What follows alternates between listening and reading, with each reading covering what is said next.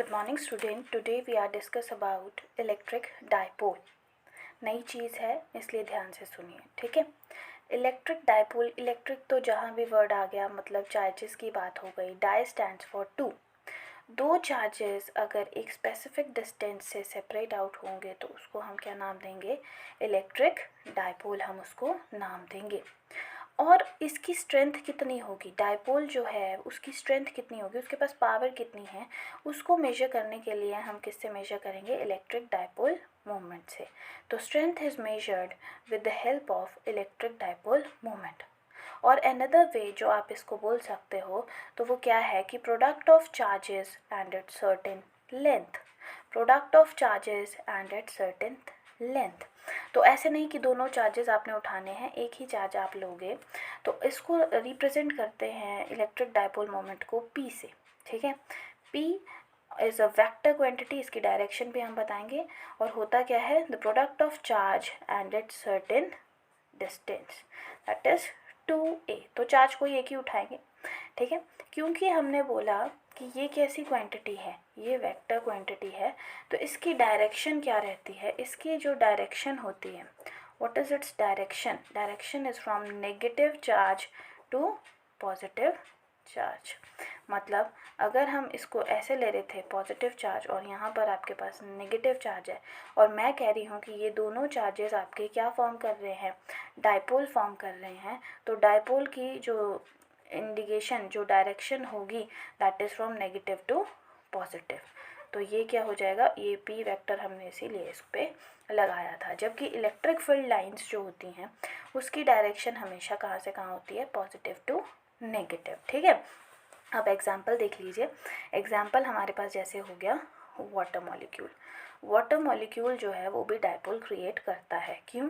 क्योंकि हमारे पास ऑक्सीजन रहता है, ठीक है, और दो क्या है? हाइड्रोजन है। हाइड्रोजन के पास तो एक एक ही इलेक्ट्रॉन है। ऑक्सीजन के पास कितने इलेक्ट्रॉन होते हैं? ऑक्सीजन के पास होते हैं 6 इलेक्ट्रॉन। इसको अपना ऑक्टेट कंप्लीट करने के लिए कितने इलेक्ट्रॉन्स की रिक्वायरमेंट है? ऑक्टेट के लिए इसके पास 2 इलेक्ट्रॉन्स की क्या है? रिक्वायरमेंट रहेगी, ठीक है। तो यहाँ पर ये क्या करेगा? ये 2 इलेक्ट्रॉन अपने में ले लेगा। कहाँ से लेगा? हाइड्रोजन से लेगा, क्योंकि इसने लिए हैं। It accepted electron, so that's why the charge acquired from this hydrogen. जब ये इलेक्ट्रॉन लेगा तो इसके ऊपर नेगेटिव आ जाएगा और इसके ऊपर क्या आ जाएगा? पॉजिटिव आ जाएगा। उसी तरह जब इस हाइड्रोजन से ये एक इलेक्ट्रॉन लेगा तो इसके ऊपर क्या आ जाएगा? नेगेटिव चार्ज आ जाएगा और इसके ऊपर क्या आ जाएगा? पॉजिटिव चार्ज आ जाएगा। तो अब क्योंकि डायरेक्शन कहाँ से कहाँ होती है? नेगेटिव टू पॉजिटिव, तो ये नेगेटिव से पॉजिटिव की तरफ आपका जो है क्या बन गया? ये बन गया आपका डाइपोल मोमेंट। उसी तरह यहाँ से यहाँ भी आपका एक डाइपोल मोमेंट एग्जिस्ट कर जाएगा। तो वाटर मॉलिक्यूल जो होता है, वाटर के पास कितने डाइपोल मोमेंट है? 2 डाइपोल मोमेंट इसके पास रहते हैं। तो इसी तरह से कुछ मॉलिक्यूल्स होते हैं, क्योंकि हर एक चीज़ क्या है? मॉलिक्यूल से बनी हुई है। तो आपकी हर एक चीज़ मॉलिक्यूल से बनी है, इसलिए मॉलिक्यूल्स कैसे बिहेव करेंगे? उनके अंदर डाइपोल की तरह बिहेव करेंगे, ठीक है। अब मॉलिक्यूल्स जो होते हैं वो होते हैं 2 तरह के। कौन कौन से? एक होता है आपका पोलर मॉलिक्यूल, ठीक है, और दूसरा होता है आपके पास नॉन पोलर मॉलिक्यूल, ठीक है। पोलर मॉलिक्यूल क्या होता है? पोलर मॉलिक्यूल वो होता है जहाँ पर positive charge get coincide, do not coincide over the negative charge. यानी पॉजिटिव चार्ज और नेगेटिव चार्ज दोनों एक दूसरे से दूर दूर रहेंगे। डोंट कोइंसाइड मतलब एक दूसरे से कभी भी मिल नहीं सकते। डोंट कोइंसाइड, ठीक है, एक दूसरे से कभी नहीं मिलेंगे। जबकि इसके केस में, नॉन पोलर के केस में, पॉजिटिव और नेगेटिव चार्ज एक दूसरे के साथ ही होते हैं। इसीलिए इनका जो डाइपोल मोमेंट होता है that is going to be 0। But polar के केस में डाइपोल मोमेंट होता है परमानेंट। कैसा? परमानेंट। परमानेंट डाइपोल मोमेंट होता है। क्यों? क्योंकि इसमें कभी भी पॉजिटिव और नेगेटिव चार्ज कोइंसाइड नहीं कर सकते। इसमें पॉजिटिव और नेगेटिव चार्ज कोइंसाइड कर जाते हैं। सो दैट्स वाई हम क्या बोलते हैं कि यहाँ पर आपके पास पोलर और नॉन पोलर मॉलिक्यूल में ये डिफरेंस रहता है। ठीक है। ये मॉलिक्यूल का कंसेप्ट कहाँ से आया, क्योंकि हर एक चीज़ मॉलिक्यूल से ही बनी हुई है, तो मॉलिक्यूल भी इलेक्ट्रिक डाइपोल्स की तरह बिहेव करते हैं। तो या तो वो पोलर मॉलिक्यूल होगा या वो नॉन पोलर मॉलिक्यूल होगा, दो ही केसेस आपके पास हो सकते हैं, ठीक है।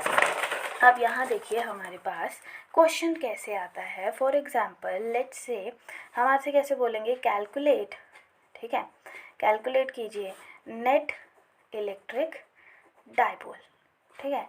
क्या बोल रहे हैं कि डाइपोल कैलकुलेट करना है ऑफ अ सिस्टम, एक सिस्टम दे दिया, उसका आपको नेट इलेक्ट्रिक डाइपोल कैलकुलेट करना है। तो कैसे करेंगे वो हमने देखना है। लेट्स से हमारे पास इस तरह से एक इक्विलेटरल ट्रायंगल दी हुई है। अब इक्विलेटरल ट्रायंगल है, यहाँ पर -2q चार्ज है, यहाँ पे क्या है q है, और ये भी क्या है q है, ठीक है। इन सब के बीच डिस्टेंस कितना है भाई, क्योंकि इक्विलेटरल ट्रायंगल है, so that's why sides are equal. अब -2q चार्ज क्या करेगा, -2q है, हमें डाइपोल फॉर्म करने के लिए एक पॉजिटिव चार्ज का होना ज़रूरी है, दूसरा नेगेटिव। यहाँ तो बन जाएगा, फिर यहाँ पर भी बन जाएगा, बट ये जो 2q चार्ज है ये खुद को दो पार्ट्स में डिवाइड करेगा। कैसे, एक -q और दूसरा -q, ऐसे डिवाइड कर जाएगा। तो फिर आपके पास एक डाइपोल यहाँ पे बनेगा, ठीक है। माइनस से पॉजिटिव होता है ना, इसलिए हम इसका डायरेक्शन इस तरह से दिखा रहे। एक डाइपोल ये होगा, दूसरा डाइपोल यहाँ पे फॉर्म आउट होगा। तो ये कितना हो गया, ये भी p। क्यों सेम क्यों लिखे मैंने, क्योंकि इनकी जो साइड्स है, इनके बीच का जो डिस्टेंस है that is going to be same, so that's why dipole is also going to be same. और यू कैन से कि मैग्नीट्यूड दोनों का सेम है, तो भाई सेम ही डाइपोल होगा। क्योंकि ये इक्विलेटरल ट्राइंगल है, इक्विलेटरल ट्राइंगल के बीच कितने डिग्री का एंगल, 60 डिग्री का एंगल बनता है, ठीक है। तो अगर इस तरह से है, मैंने आपको कहा था कि जब दो वेक्टर्स हमारे पास क्या है, दो वेक्टर्स दिए हैं इस तरह से, एक p वेक्टर इधर है, एक p वेक्टर इधर है, तो दोनों का रिजल्टेंट नेट इलेक्ट्रिक फील्ड या नेट डाइपोल मोमेंट इस तरह से दिया जाएगा, है ना। तो यहाँ पर जब भी हमारे पास इस तरह से निकालना है तो हमारे पास फॉर्मूला क्या आ जाता है, हमारे पास आता है दैट इज़ p नेट, यानी नेट इलेक्ट्रिक डाइपोल मोमेंट क्या आएगा, that is p² plus 2p² cos of theta. तो यहाँ पर we just put add on, तो ये कितना आ जाएगा 2p² प्लस 2p² कॉस 60, क्यों, क्योंकि 60 डिग्री का एंगल है। तो कॉस 60 कितना होता है 1/2, 2 से 2 कट हो जाएगा, ठीक है। तो कितना रह जाएगा p², तो ये कितना आ गया √3p², p² तो अंडर रूट से बाहर आ जाएगा, ये बनता है √3p, ये बना, ठीक है। और p होता क्या है, q इंटू सर्टेन लेंथ, तो यहाँ पे क्या आ जाएगा qa। So that's Y net अगर मैं लिखूँगी तो वो क्या आ जाएगा, that is equals to √3qa, इस तरह से। This is your net electric dipole moment of the system. I hope ये आपको समझ आया कि कैसे हम निकालते हैं, ठीक है। अब हमारे पास जो इलेक्ट्रिक डाइपोल मोमेंट होता है वो उसकी वजह से इलेक्ट्रिक फील्ड भी क्रिएट होती है, ठीक है। Electric field due to dipole, ठीक है। तो 3 केसेस में हो सकती है, 3 cases will be there. 3 cases कौन कौन से हैं। पहला केस होता है आपका एक्सियल पॉइंट। एक्सियल पॉइंट क्या होता है कि अगर मान लो ये हमारे पास इस तरह से एक डाइपोल दिया है, this is -q, this is +q, इनके बीच स्पेसिफिक डिस्टेंस कितना 2a। तो अगर तो ये इसकी एक्सिस हो गई, इसकी एक्सिस पे अगर हमें कोई पॉइंट ले लिया हमने और यहाँ पे हम बोलें कि कैलकुलेट करो कि इलेक्ट्रिक फील्ड इस डाइपोल की वजह से कितना होगा, तो उसको हम कौन सा पॉइंट बोलते हैं, एक्सियल पॉइंट। इसी पॉइंट को क्या बोलते हैं, एक्सियल पॉइंट बोलते हैं। अगर सेंटर ऑफ डाइपोल से बिल्कुल सीध में ऊपर कोई पॉइंट ले लिया, लेट्स से Q, ठीक है, बिल्कुल 90 डिग्री के एंगल पे कोई पॉइंट ले लिया, तो इसको हम क्या नाम देते हैं, इक्वेटोरियल। क्या नाम देते हैं, इक्वेटोरियल। तो सेकंड जो हमारा होता है वो क्या होता है, इक्वेटोरियल। तो इक्वेटोरियल कहाँ होगा, सेंटर से बिल्कुल सीध में ऊपर, ठीक है। और थर्ड जो हमारा है that is your general point. General point होता है, मतलब मान लो यहाँ कहीं उठा के रख दिया, कहीं भी ले लिया आपने पॉइंट, ये R ले लो, तो इस तरह से एक एंगल के साथ जब होगा तो वो क्या है, जनरल पॉइंट रहेगा। तो 3 केसेस में हमने निकालनी होती है। एक तो हमारा पॉइंट जब एक्स एक्सिस पे लाई करे तब, दूसरा हमारा जब हमारा बिल्कुल सेंटर ऑफ डाइपोल से बिल्कुल ऊपर पॉइंट दिया हो तब, और तीसरा कोई भी जनरल पॉइंट हम किसी भी एंगल पे उठा लें तब। तो हमने ये 3 केसेस पढ़ने हैं and these cases are very very important, बहुत ज़्यादा इम्पॉर्टेंट होते हैं। ठीक है, तो आइए अब शुरू करते हैं electric field at axial point. पहला जो हमारा है इलेक्ट्रिक फील्ड, ठीक है, due to axial point. Axial point हम निकालना सीखेंगे। तो कंसीडर द डाइपोल, ये हम एक छोटा सा डाइपोल कंसीडर कर रहे हैं। ठीक है, ये क्या है, इसके ऊपर माइनस क्यू चार्ज है, इसके ऊपर कैसा चार्ज है, प्लस क्यू चार्ज है। ये यहाँ से हम इस डाइपोल को इस तरह से ज्वाइन कर देंगे। अब क्योंकि एक्सिस पे पॉइंट होगा, तो एक्सिस पे मैंने आपको बोला एक्सिस पे पॉइंट कहाँ होगा, लेट्स से यहाँ पर है पी पॉइंट पे। ठीक है, अब क्योंकि सेंटर जो है, जो भी डिस्टेंस हमने उठाना होता है वो सेंटर से ही उठाना होता है। तो let's say this is your centre, that is point O. इसके बीच का डिस्टेंस कितना होता है डाइपोल का, दैट इज़ 2a। अगर मैंने सेंटर कर दिया है तो कितना हो जाएगा, ये a बन जाएगा और यहाँ पे भी कितना बनेगा, दैट इज़ a। ठीक है, इसको नाम दे दो a, इसको दे दो b।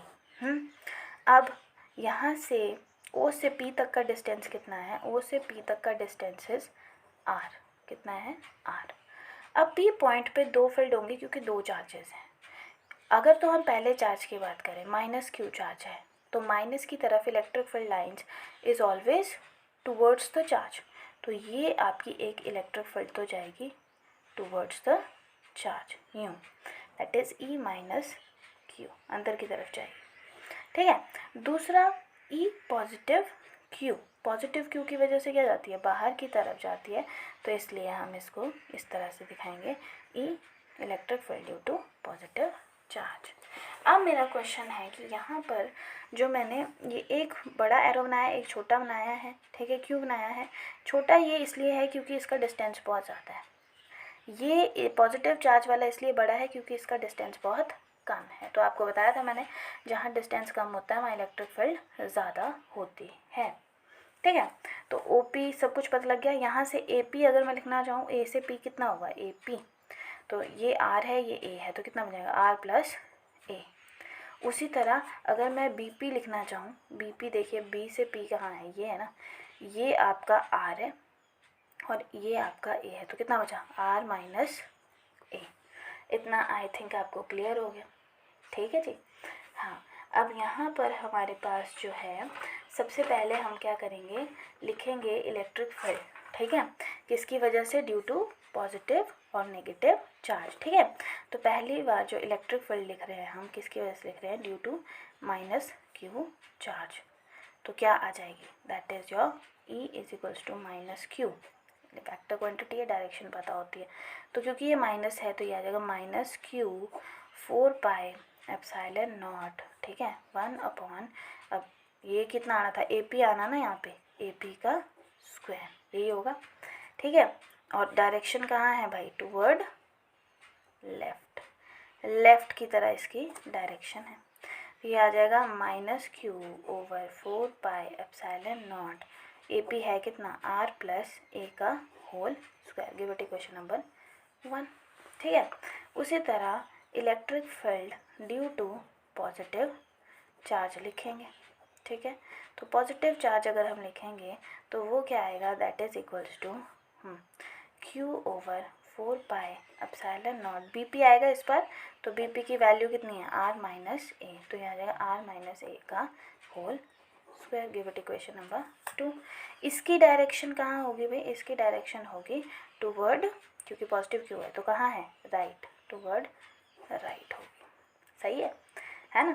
अब जब टोटल फील्ड निकालेंगे, नेट फील्ड एक्सियल पे टोटल फील्ड निकालेंगे तो क्या होगा, दोनों प्लस होगा, E1 प्लस, या फिर आप लिख लो E पॉजिटिव Q, ठीक है, plus E of minus Q charge, net ऐसे निकलता है रिजल्टेंट।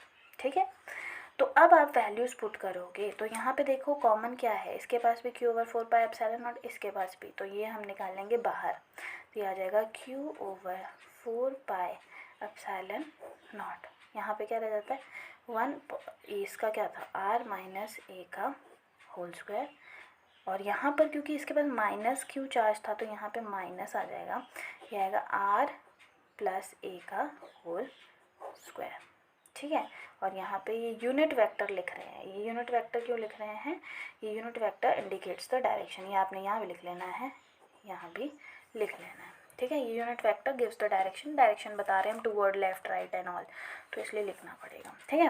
तो ये क्या आ गया, that is equals to Q over 4 pi epsilon naught, यहाँ पे क्या आएगा, अब देखो a minus B, A plus B क्या होता है, A square minus B square as it is, और इनके ऊपर स्क्वायर है तो ये बाहर आ गया, ठीक है। ये p vector as it is रहने दो, ये यहाँ चला जाएगा r प्लस ए का whole square minus r minus ए का होल स्क्वायर, तो ये कितना आ गया, q over 4 pi epsilon naught, खोलो a प्लस बी का होल स्क्वायर क्या होता है, A square plus B square plus 2ra, यहाँ पे माइनस है थोड़ा ध्यान से, r square plus A square minus 2ra, ऐसा होगा, ठीक है। ये कितना आ गया, आर स्क्वायर माइनस ए का स्क्वायर का होल स्क्वायर, ठीक है। यहाँ तक लग गया पता कैसे कैसे किया, आगे बस सॉल्व ही करना है, कुछ नहीं करना, ठीक है। तो हम सॉल्व कर लेंगे, यहाँ पे क्या आ जाएगा अब हमारे पास, दैट इज़ ई एक्शियल जो हम निकाल रहे हैं, मतलब Q over 4 pi epsilon not तो कॉमन ही चल रहा था, ठीक है। तो बच क्या रहा था अंदर, R square plus A square plus 2ra, क्योंकि माइनस था साइन अंदर चेंज होंगे, minus R square minus A square plus 2ra, this is p unit vector and this is R square minus A square का whole square, cut cut cut, ठीक है। तो हमारे पास क्या आ रहा है, q over 4 pi epsilon naught 2 plus 2 कितना हो गया 4ra, आर स्क्वायर माइनस ए स्क्वायर का होल स्क्वायर, ऐसे आएगा ना, ठीक है। तो अब यहाँ पे ध्यान से देखो, हमें पता है p क्या होता है, q इंटू 2a, तो हम इस 4 को कैसे लिख सकते हैं, 2 इंटू 2 लिख सकते हैं, ये ऐसे लिख सकते हैं, q इंटू 2a मैंने इकट्ठा कर दिया, 2r मैंने यहाँ भेज दिया, तो ये आ गया आर स्क्वायर माइनस ए स्क्वायर का होल स्क्वायर, ये आ गया 4 पाई एप्सिलॉन नॉट, देखो ठीक है ना, ठीक है। तो ये q इंटू 2a को क्या लिख सकते हैं, p 4 pi epsilon naught, this is 2r r square minus A square का होल स्क्वायर, तो ये आया एक्शियल पे इलेक्ट्रिक फील्ड आपकी कुछ इस तरह से आई, ठीक है। हाँ, और p यूनिट वेक्टर आपने साथ ही चलाना है और फेंकना नहीं है, मैंने कहीं गुम कर दिया, ठीक है, ये p यूनिट वेक्टर।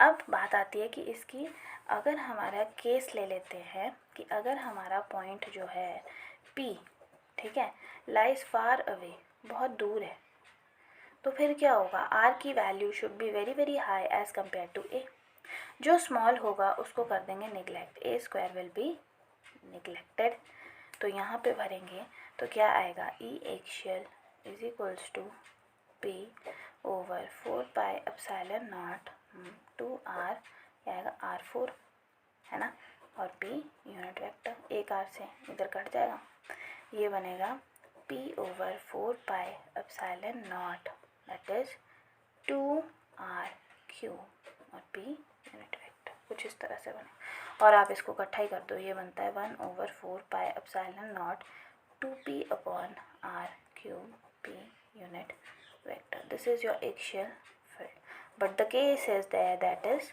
कि अगर पॉइंट p जो है वो बहुत ज़्यादा दूर है ओनली तब।